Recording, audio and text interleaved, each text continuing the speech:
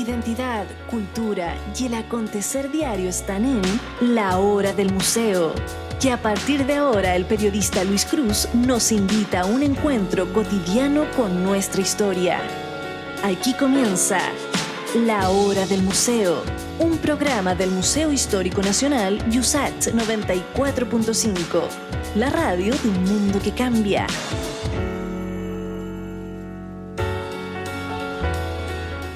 Sean muy bienvenidos y bienvenidas a un nuevo capítulo de La Hora del Museo, el programa del Museo Histórico Nacional que cada día nos sorprende en la señal de Radio USACH 94.5 FM y también en www.radiousach.cl.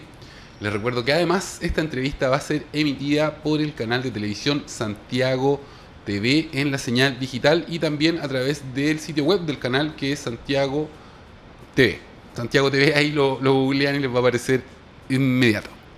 Les cuento además que hoy vamos a conversar con la historiadora Leonor Riesco acerca de Ay Javiera, qué dolores, conflicto y escándalo en una familia de élite, 1859-1889. Esta es una investigación que aborda la administración del conflicto y el escándalo entre los sujetos de la élite chilena en la segunda mitad del siglo XIX. ¿Cómo estás, Javiera? ¿Cómo estás, Javiera? Leonor. Te cambié el nombre, te puse el nombre de Javiera, ¿no? Pues, ¿cómo estás, Leonor? Muy bien, gracias. Muy agradecida de ti y de todo el programa. Muy necesario y muy maravilloso para difundir la cultura, la historia y el patrimonio nacional. Y además por radio y por televisión hemos dado ese Exacto. pequeño gran Salto. paso, sí. Quisiera que partamos por el principio y que nos cuentes cómo llegaste a este tema y por qué te interesó investigarlo, porque es un tema que es bien interesante, pero yo tengo muchos invitados acá que son historiadores y creo que no me había tocado nunca una investigación como la tuya, así que me muero de curiosidad. Mira, creo que me sucedió lo contrario que sucede normalmente en la investigación histórica. Por lo común uno tiene una duda, una inquietud sobre algún tema particular. A mí me ocurrió al revés. A ver. Yo tuve acceso al documento. Ah, sí. Y a partir de ese documento, que en el fondo es un corpus realmente muy extenso, muy valioso, porque abarca desde los años 1660, o sea, siglo XVII, Oye, hasta el año 2000. Es realmente muy extenso, muy variado también, porque contiene infinitud. Uno cree que solamente tiene epístolas, pero realmente es muy variado. Tiene muchos tipos de documentos distintos. ¿y este qué es un archivo de la familia? Es un archivo particular y la dueña se puso en contacto conmigo, me lo ofreció. Ya. Y para mí fue el sinónimo de que un minero encontrara realmente la mayor mina de oro en la historia. Entonces tuve mucha dificultad para encontrar un tema que fuese transversal a la mayor cantidad de documentos contenidos en este corpus. Y que además cumpliera con algunos requisitos, o sea, que fuera un tema un poco novedoso, que pudiese aportar yo a la historiografía, que no hubiera sido trabajado anteriormente en profundidad, Claro. etcétera.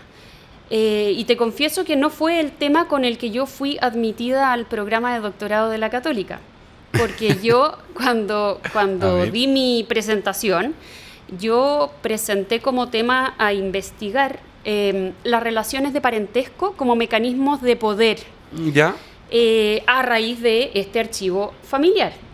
Este archivo, imagínate que la familia la componen, entre otras muchas personas, Federico Errázuriz Zañartu, que fue presidente, su hijo Federico Errázuriz Echaurren, su yerno Germán Riesco Errázuriz,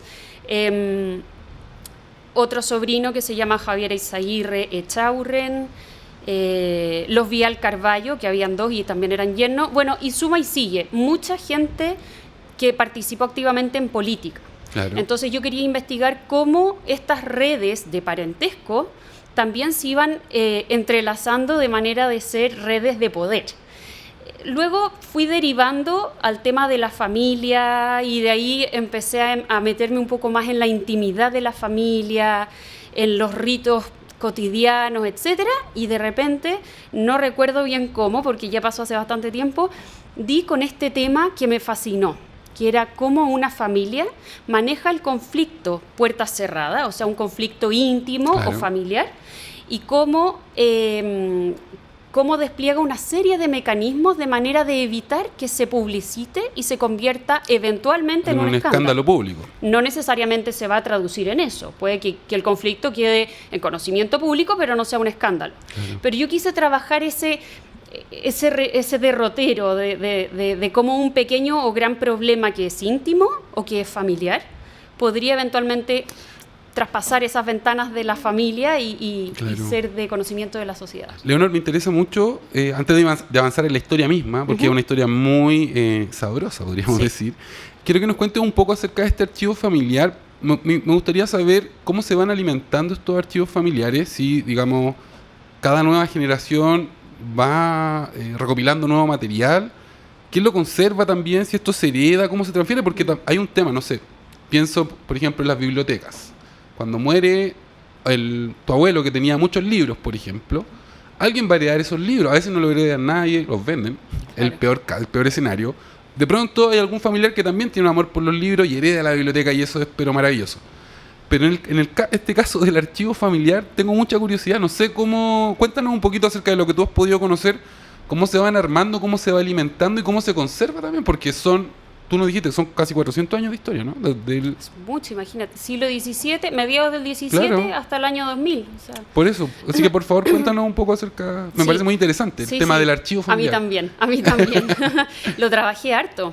Y de hecho tengo un artículo inédito todavía que justamente trabaja eso. O sea, cómo el archivo familiar en Chile se va gestando, a veces de manera circunstancial, y igualmente de manera circunstancial se preserva, porque basta que haya un incendio para que tú pierdas todo. Exacto. O basta que haya un solo familiar que fue el albacea del dueño original y que no se interesó por esos documentos. Y se pierde, ¿no?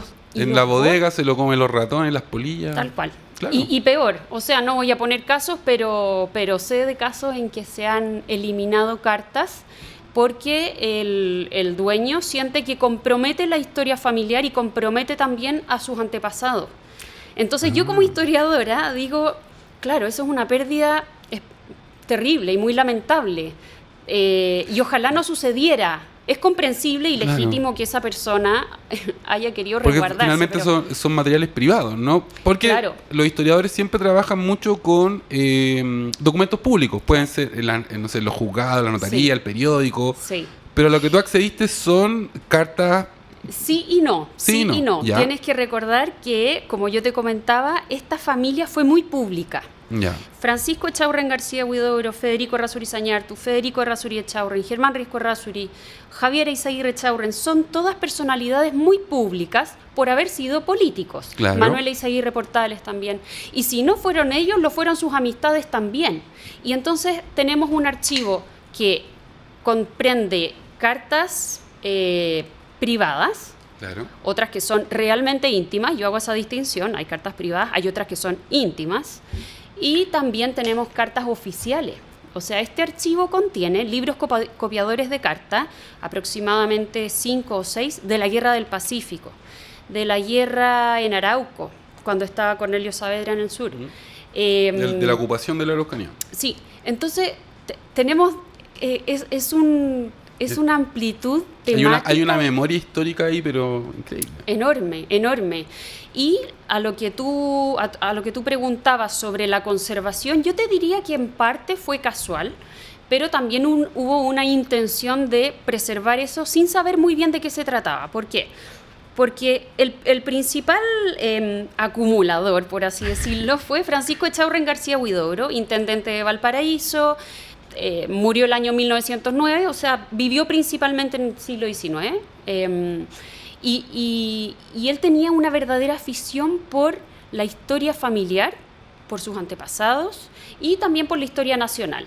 Y entonces se fue dedicando a recopilar toda la información posible acerca de sus antepasados en España y acá en Chile, y todo eso lo fue guardando, pero además fue guardando su correspondencia personal, correspondencia política, porque era un hombre público y político, y luego esas cosas quedaron en su casa.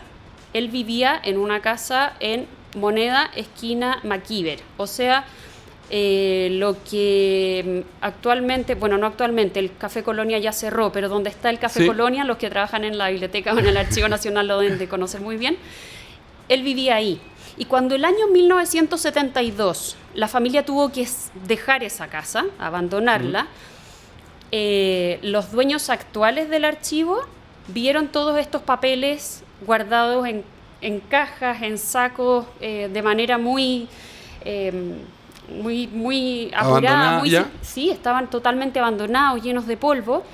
Lo metieron todo como pudieron en cajas, no sé qué, y eso quedó guardado en bodegas en las casas de los nuevos propietarios que eran descendientes de Francisco Echaurren. Y esas personas son las que me contactaron y me dieron el acceso, etcétera. O sea, hubo una intención de guardarlo. Te voy a interrumpir porque tenemos que hacer la primera pausa de esta hora del museo para todos los que están escuchando esta entrevista. Les cuento que mi invitada de hoy es la historiadora Leonor Riesco y con ella estamos conversando acerca de una investigación bien interesante que yo espero se convierta en libro. Se trata de Ay Javiera, qué dolores, conflicto y escándalo en una familia de élite. Nos vamos a la primera pausa y luego continuamos con más Hora del Museo.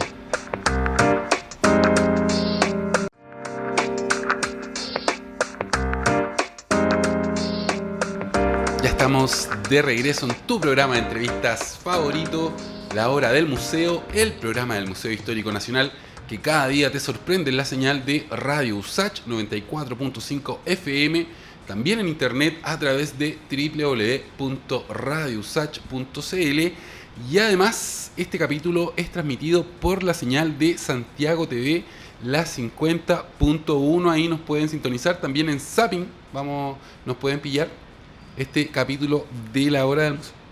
137 me soplan por ahí que es en Zapping.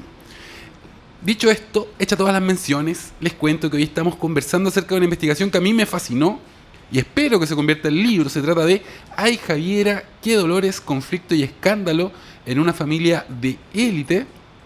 Y me acompaña la investigadora, la historiadora que hizo esta investigación, Leonor Riesco. Leonor, ahora quiero que nos cuentes un poco acerca de cómo era la élite chilena en el siglo XIX, específicamente en el periodo que estudiaste para esta investigación. ¿En qué se parece y en qué se diferencia de lo que nosotros podemos ver ahora o percibir ahora, ¿no? ¿Cómo era ser de élite? Y también que nos cuentes un poco, porque en tu investigación hace una reflexión bien interesante respecto a lo que significa ser de élite, porque muchas veces aquellos que no somos de élite pensamos que solo tiene que ver con tener plata, ¿no? Y no es solo eso. Me hiciste una pregunta que podría contestarla en otra tesis doctoral. Pero mira, pero un poquito. Es difícil resumírtelo, pero si tú me preguntas el tiempo en que yo abordo la élite chilena... Eso fueron 30 años. Sí, lo que pasa es que en esta misma familia se da algo muy curioso que también se da, es algo transversal a toda la élite chilena de la segunda mitad del siglo XIX, y es que en la misma medida en que algunas familias van manteniendo esos rasgos un poco más coloniales, que tienen resabios tradicionales, bastante españoles aún, empiezan a surgir nuevas generaciones, también de la élite, que tienen la mirada volcada a Francia. Bueno, Europa, pero principalmente Francia. Luego es una élite mucho más cosmopolita, que se da el gusto de pasar largas temporadas en Europa. Es una élite que tiene un consumo bastante conspicuo, que se rige bastante por las modas, mucho más que esta élite más austera, más tradicional.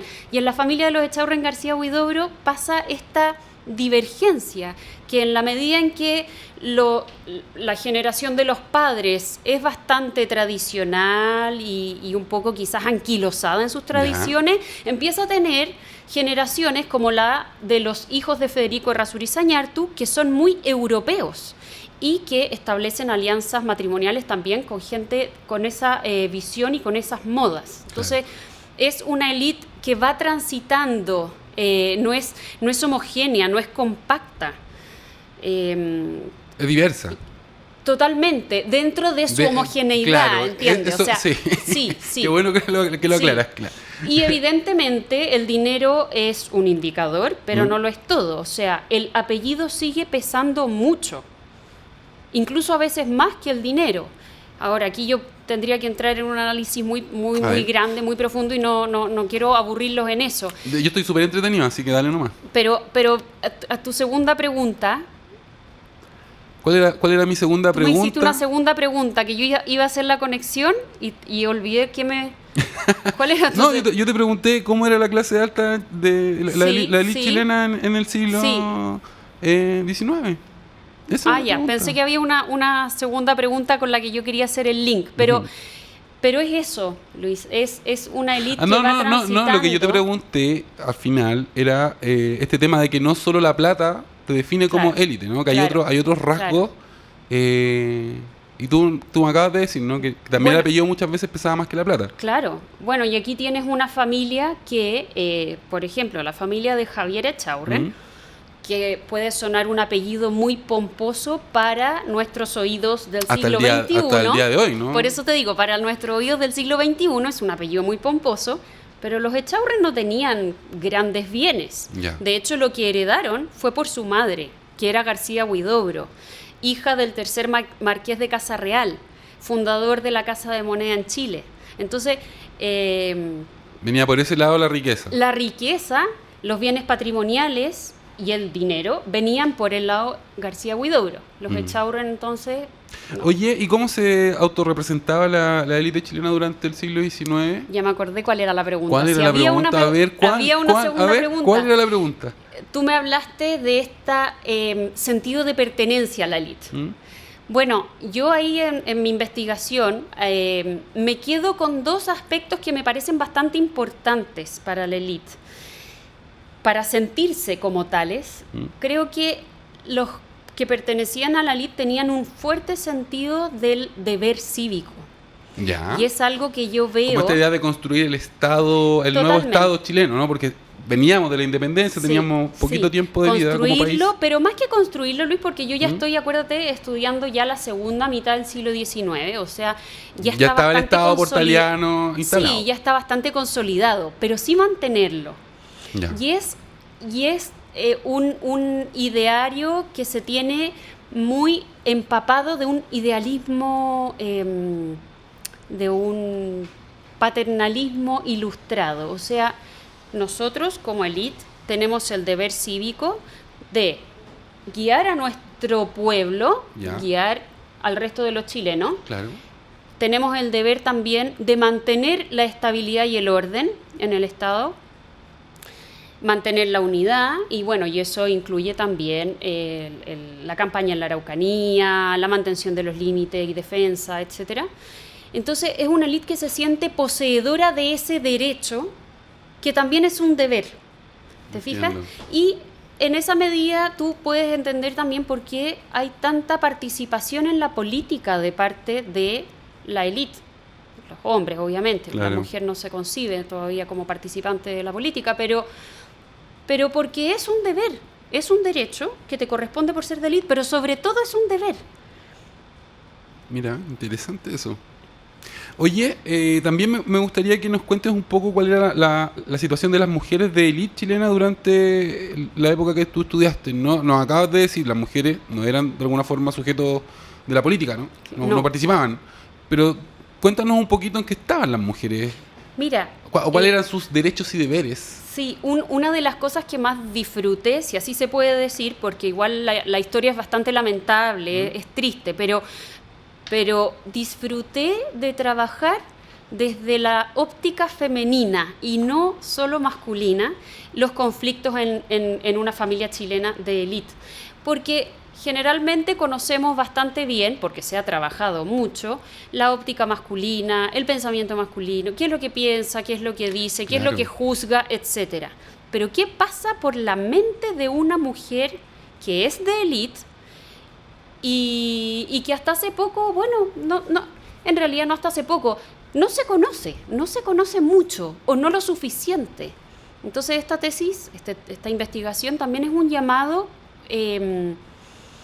a revalorizar los documentos que puedan hablarnos y darnos nuevas luces sobre el pensamiento y el actuar femenino, que está bastante estereotipado, y con razón, pero está bastante estereotipado como un ámbito bastante circunscrito a lo doméstico. Claro, a lo privado. Claro, pero si tú ves, igual salen algunas personalidades de ese canon.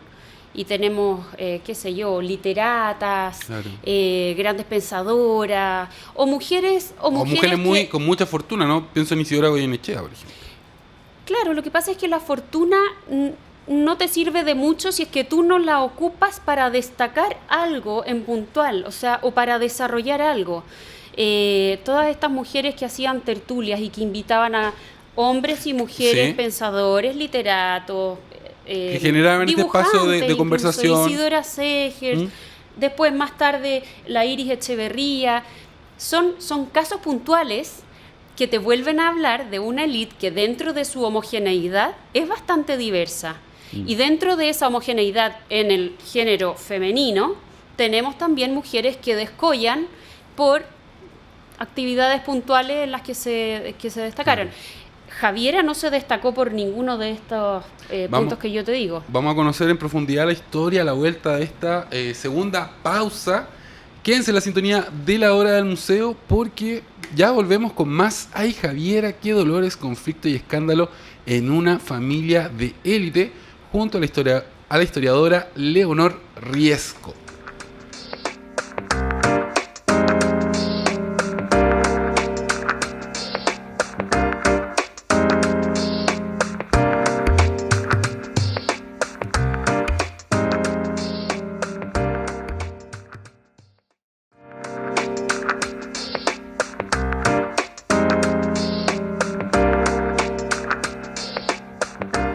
Ya estamos de regreso en tu programa de entrevistas favorito, La Hora del Museo, el programa del Museo Histórico Nacional que siempre nos sorprende en la señal de Radio USACH 94.5 FM, también en www.radiousach.cl y además en el canal de televisión Santiago TV, la señal 50.1, señal digital, también en Zapping y en el sitio web de Santiago TV.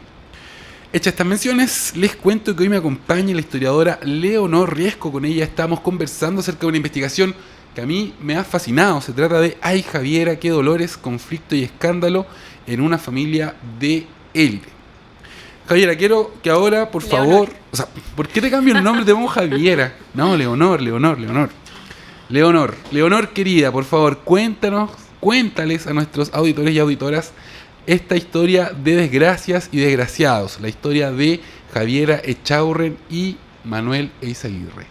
¿Qué pasó ahí? Mira, es una historia, como te comentaba, bastante triste y sin duda yo como investigadora y tú como eventual lector, porque espero que algún día tengas mi libro en tus manos. Y me lo tienes que firmar. Sí. Bueno, uno inevitablemente tiende a empatizar con esta pareja y con sus niños. Yo soy una mujer casada, tengo 3 hijos y inevitablemente me puse constantemente en los zapatos de Javiera y pensaba qué hubiese hecho yo, guardando las proporciones, porque estamos hablando de varios años de diferencia, Claro. pero qué hubiese hecho yo, qué mecanismos de manipulación, como los que ella utiliza, Ya. hubiese aplicado yo para manejar el conflicto y evitar que se haga escándalo y que salga a la luz. ¿Cuál era el conflicto, pues? Mira, es que ese problema, eran muchos los conflictos. ¿Eran muchos los conflictos? Sí. Mira, lo primero que yo te querría decir es que, a diferencia también de ese estereotipo que se piensa que los matrimonios eran un arreglo, y principalmente un arreglo Económico, de relaciones... de poder, claro. Sí. El matrimonio de Javiera, que fue bastante temprano, que se casó en el 1845, fue un matrimonio que yo tiendo a pensar que fue por amor.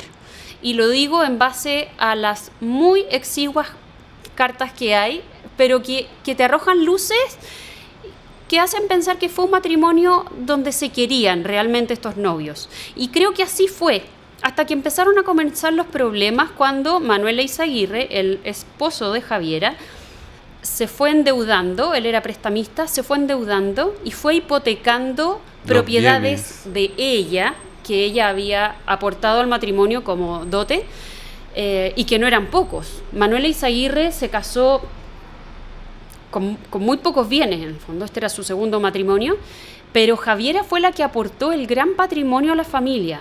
Y él, me imagino lo administraba él como lo hombre, administraba, claro. porque era lo que le correspondía, pero era pésimo para los negocios. Pero era muy, muy malo y empezó a hipotecar los bienes de Javiera, los bienes de su hermano José Ignacio Víctor Izaguirre, un gran y conocido sacerdote. Básicamente el esposo empezó a dilapidar. Hizo muy mal uso. Pero eran malos negocios, no era que se lo gastara en juegos no, ni en juerga. Yo creo que él no sabía de números o no hizo bien eso. No creo que hubiese habido dolo, claro. Porque a él no le convenía tampoco. Pero junto con eso ocurrió algo muy puntual, que fue una falsificación de firmas de parte de Federico Chacón, que era su administrador de las cuentas. Falsificó firmas de Federico Errázuriz Zañartu, que era cuñado de Manuela Izaguirre, de Agustina Izaguirre, primo, y José María Izaguirre. Y esto sí que fue un verdadero escándalo. Ahí la familia de ella lo acusa de estafa, ¿no? Lo acusan de estafa, pero nunca se prueba si hubo dolo o no. A mí no me consta que haya habido dolo de parte de Manuela Izaguirre. Evidentemente del empleado sí, porque fue el que falsificó. Pero no creo, yo creo que fue un muy mal manejo de las platas, muy mal manejo. Y además de esto, como si fuera poco, le vamos a añadir otro ingrediente, y es que él era un revolucionario político que participó en las revueltas del 51, tuvo que salir exiliado, y en las revueltas del 59 volvió a salir exiliado, y esta vez salió y no volvió. O sea, salió arrancando de la justicia, que lo tenía... Arrancando de todo. De todo.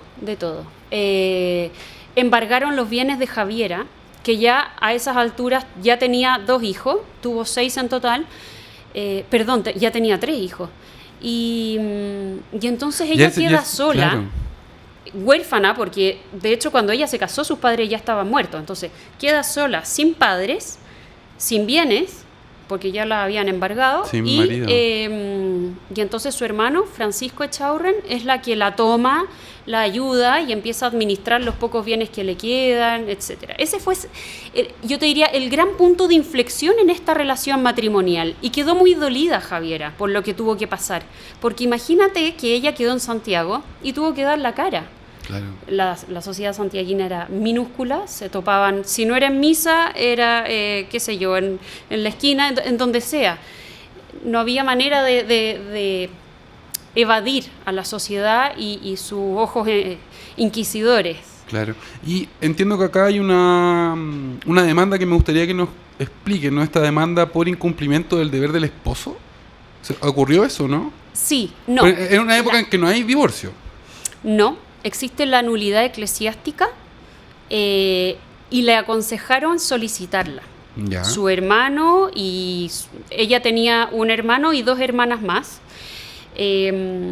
Y su hermano y su cuñado Silvestre Ochagavía Errázuriz, que también era político, le aconsejaron solicitar a los tribunales eclesiásticos la nulidad. Pero ella dijo que no.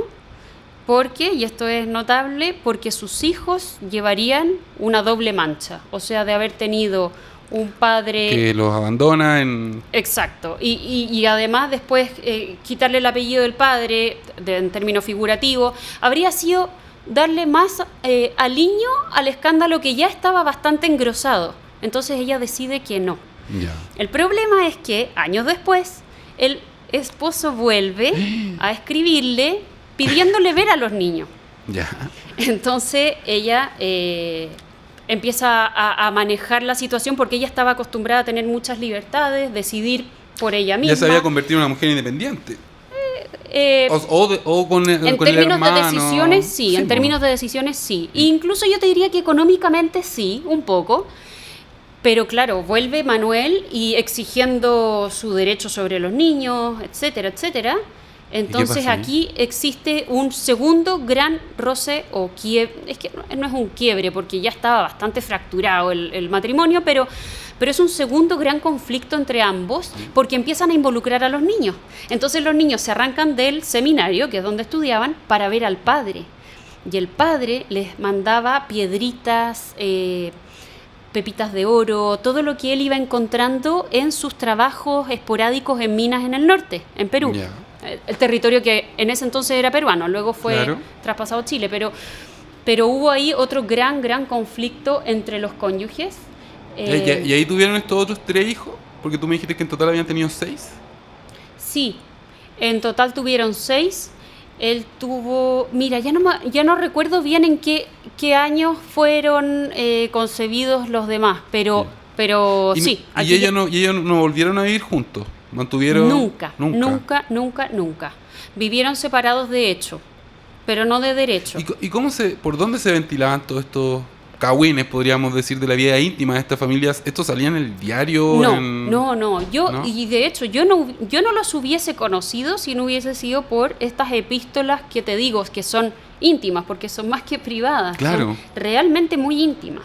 Eso es interesante, tú ahí defines 3 estados, ¿no? Lo íntimo, lo privado y lo público. Sí. Siempre se habla de lo privado y lo público, pero... Es que yo hago esa distinción porque cuando tú le hablas como esposo despechado a tu mujer por lo que ha hecho, porque le ha hablado en contra a los niños y les ha ido generando esta idea de que el padre los dejó, los abandonó, o qué sé yo. Yo pienso en Franco Parisi cuando tú me cuentas esta historia. Vamos a pedirle las cartas íntimas a los mails. Yo creo que ya los eliminaron todos. Claro, bueno, ese es un súper buen punto para reflexionar sobre el trabajo del historiador actual. Claro. ¿En base a qué nos van a estudiar a nosotros después si nosotros ya no escribimos cartas? Exacto. Con suerte un mail. Leonor, tenemos que hacer la tercera y última pausa musical de esta hora del museo. Para todos los que escuchan esta entrevista, les cuento que hoy me acompaña la historiadora Leonor Riesco y con ella estamos conversando acerca de una investigación que a mí me ha encantado y espero de todo corazón que se convierta en un libro, en un gran libro, un libro voluminoso. Se trata de Ay Javiera, qué dolores, conflicto y escándalo en una familia de élite. Nos vamos a la pausa y luego continuamos con más Hora del Museo.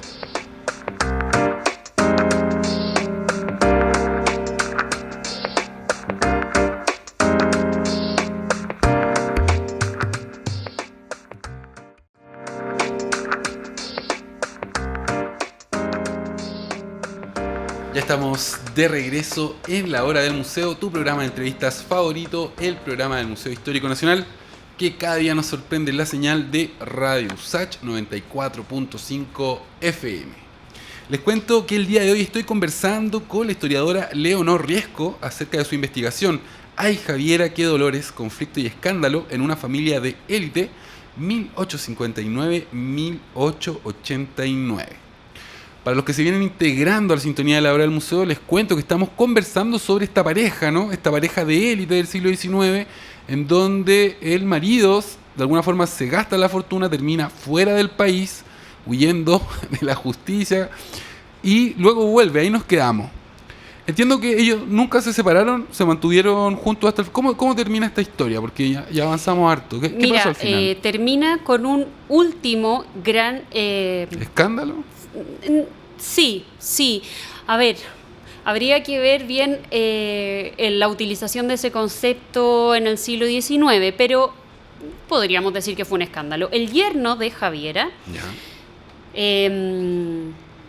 un muy buen yerno con el cual hizo una muy buena relación, se querían mucho.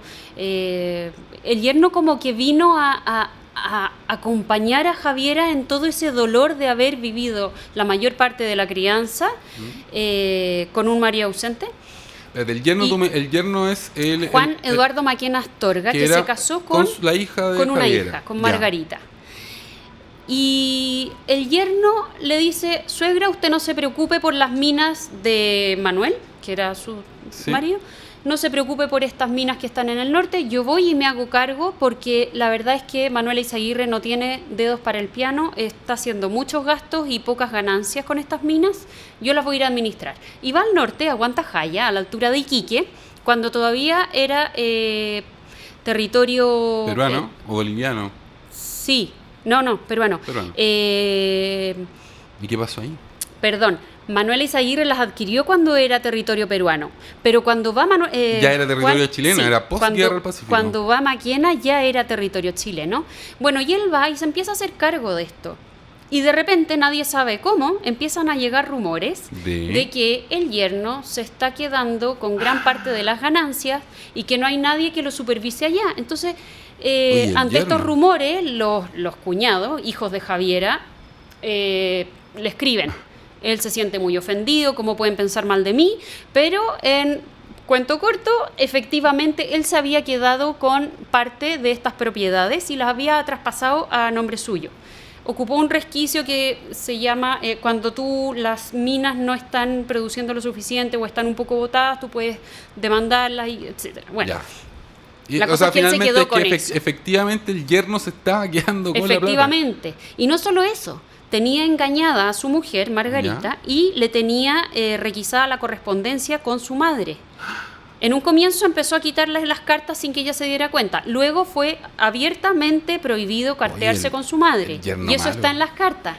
Entonces fue un golpe muy fuerte para Javiera. Ya no era Maquena Astorga. Fue un golpe muy, muy fuerte para Javiera. Otra frustración más, otro fracaso de vida más. Y luego ya habiendo ocurrido este último gran conflicto familiar en el que se cortaron las relaciones para siempre, Javiera muere un mes después que su marido, el mismo año, el año 89. Y así es como yo te diría que se disuelve el conflicto. O sea, nunca se saldó, nunca se volvieron a arreglar las relaciones. Claro. Así ¿Y cómo se manejó el tema del escándalo? O sea, te lo pregunto porque en la investigación tú también señalas, ¿no?, que hay un rasgo de la élite que es este temor al escándalo público, y algo que uno lo puede rastrear hasta el día de hoy, ¿no? Como que se sepa es lo peor que te puede pasar. Entonces explícanos un poco acerca de eso. Que habría que hacer la distinción entre distintas naturalezas de escándalo. ¿Ya? Porque que tu yerno haga usufructo de los réditos que está dando una mina y lo esconda, y luego no ponga a nombre suyo una mina, ese es un escándalo que para la élite de entonces era bastante justificado publicitar, y de hecho así se hizo, Luis. ¿Ya? Se publicó en los periódicos. Eso sí salió en el diario. Sí, se publicó en los periódicos capitalinos y fue una batalla muy corta, ¿no? Para que lo entiendas. Fue como una funa, una acusación sobre honores, deshonores, deshonestidades de parte de uno y otro lado, o sea, de Juan Maquena contra su familia política, y hubo acusaciones cruzadas muy potentes. Por ponerte un ejemplo que yo creo que refleja bastante bien la mentalidad de ese entonces, Juan Maquena acusaba a sus cuñados de poner el nombre de Javiera en las publicaciones de los periódicos. ¿Cómo es posible que se ponga el nombre de una mujer honesta y que se publicite a los cuatro vientos? Esto debiese ser solo entre hombres. Claro, para no exponer. Claro, cosas así. Entonces, pero no es lo mismo que haya habido un escándalo, por ejemplo, de una eventual infidelidad de Manuel Eizaguirre cuando estuvo en Perú. ¿Eso se supo o no se supo? No. ¿Y el yerno, sobre eso no quedan cartas. ¿Y del yerno tampoco? No, fíjate, no. Ahora, él siempre se mostró muy, muy enamorado de su mujer Margarita, pero yo no sé hasta qué punto estaba tan enamorado que la hizo sufrir mucho. Oye, ella murió... Me acordé del yerno de Lavín. Este programa de historia, ¿no? Pero cuando tú me cuentas estos casos, uno va pensando, ¿no? Como estos quiebres, claro, pues en esa familia hay un quiebre súper fuerte y al final Entiendo que la hija y el yerno se fueron por un lado, se Claro, apartaron de una familia muy claro. numerosa, muy conservadora. Sí, y ahí te das cuenta que en todas las casas se cuecenaba, que independiente que haya sido siglo XVII, siglo XVIII, los conflictos familiares están y siempre van a estar y nos van a acompañar porque es la naturaleza humana. Claro. Para ir cerrando ya, me gustaría que nos explicaras también o que reflexionaras sobre algo que tú dices en la investigación, que es este caso puntual, ¿no? De esta historia de enredos familiares. De alguna forma va mostrando que ni los roles, según el género, eran tan definidos, ni las normas conductuales tan esmeradamente observadas, ¿no? Exacto. Como Sí. que no era tan estricto Sí, como sí. se ve desde lejos, ¿no? Desde Claro. lejos del tiempo. Mira, se me vienen a la cabeza dos ejemplos bien puntuales. ¿Mm? Cuando yo hago ese enunciado, en el fondo es que, por ejemplo, nosotros esperaríamos que la mujer de élite del siglo XIX estuviera en su casa enseñando a sus niñas la costura. Hacer señoritas, claro. Claro, ya. Pero Hacer acá buenas tenemos esposas. el caso de una mujer que tuvo que aprender de finanzas bastante temprano. Si bien es cierto que su hermano Francisco la ayudó mucho a invertir su exiguo capital, Claro. ella igual tuvo que aprender cómo invertir, dónde invertir. Ella era la que veía el arriendo de una pequeña quinta que tenía en Yungay. Era ella la que corría con eso, la que veía los arreglos, la que se entendía con los maestros. Entonces era una mujer bastante Activa, actualizada, claro. sí, pero también actualizada en los temas propiamente masculinos, según, De administrar un patrimonio, digamos. claro, según lo que se espera en esa época. Claro. ¿Ya? Y claro, tampoco las conductas esperables eran muy bien cuidadas, porque ahí tienes, por ejemplo, un señor diputado, Juan Eduardo Maquena Astorga, que se jactaba de ser un caballero, pero en los tribunales de la Corte de Apelaciones de Iquique, él se agarró a puñetes con Javier Eizaguirre, su cuñado, cuando Oye. Javier fue físicamente a encararlo y a decirle qué es lo que está pasando aquí. Claro. Es cierto que te estás quedando con nuestro patrimonio. Se agarraron ahí Oye, una trifulca y a puñete. A puñete O sea, se- el caballero, los caballeros, porque Javier también se estimaba a sí mismo como un caballero, Claro. se agarraron a puñete Sí. igual en las narices del juzgado. Entonces ahí tienes Claro, que, pasa. que no cumplen tanto las normas. Ajá. Oye, ha estado súper buena esta conversación. Me encantaría que volvieras cuando tengas otra investigación, cuando quieras desarrollar otro tema acá en la hora del museo. Y que cerremos, ¿no?, con esta idea que tú me comentabas fuera del micrófono, de lo importante que las familias, que todas las familias, yo creo, no solo las familias de clase alta y la élite, No, todas. vayan conservando su historia personal, su historia familiar, y que cuando hay un archivo bueno lo compartan con los museos. O no ¿no? tan bueno, eso es súper subjetivo. Claro, Todos los pero archivos son buenos. yo me pongo a ver fotos familiares y Sí. para mí el archivo de mi Sí. familia es genial. Todos los archivos son buenos, así es que una invitación, un llamado categórico a que compartan eso, a que lo promuevan, a que lo donen al Museo Histórico, al Archivo Nacional, Claro, etcétera. claro que sí. Quedémonos con eso, pues. Leonora. Leonora Javiera. Leonora Javiera, te cambiaba el nombre toda la entrevista. No, Leonor Riesco, gran invitada de la hora del museo. Espera de verdad que vuelvas y espero que tu investigación se convierta en libro. Si te quieres despedir, este es el momento. Muchas gracias a ti, y les reitero mi agradecimiento también a todo el equipo, a nuestros oyentes y al equipo de la hora del museo, que es realmente buenísimo, el programa muy bueno. Gracias. Ya, ahora sí, no nos queda más tiempo, solo despedirme. Yo soy Luis Cruz, el conductor de la hora del museo. Un gran abrazo y chao. Aquí finaliza La Hora del Museo.